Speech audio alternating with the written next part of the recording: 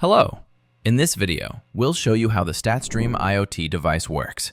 We'll go step by step, understanding how to power the device, insert the SIM card and antenna, and finally, how to connect it with a multifunction meter. So, let's get started. This is the StatStream IoT device.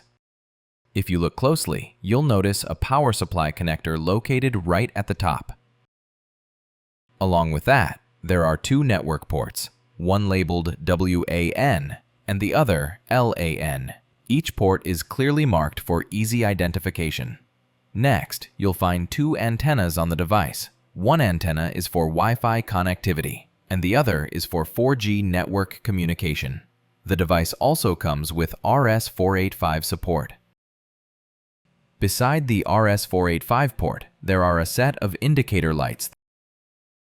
Right next to them is the SIM card slot. Now, let's begin by understanding how to power the device.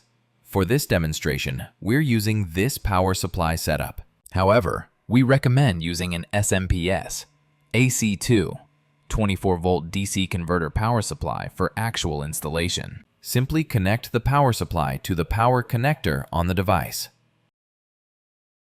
Once connected, all the indicator lights will turn on.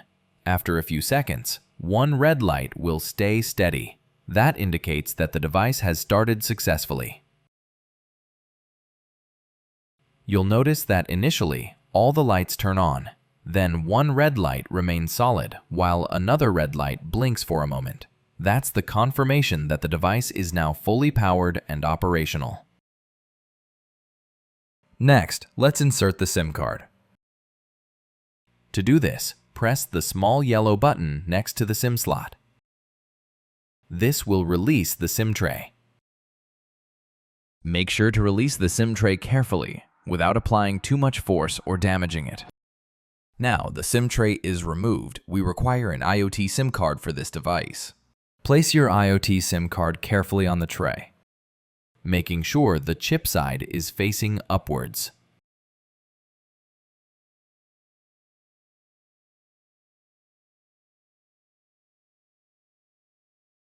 Then, slide the tray back into the slot gently.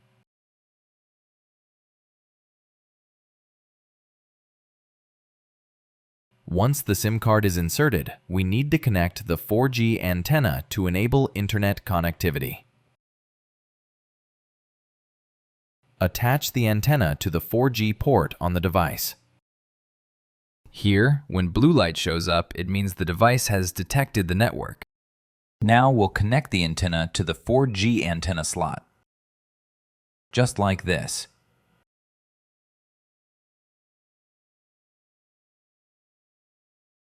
After connecting the antenna, you'll see a blue light turn on, indicating that the internet connection is active.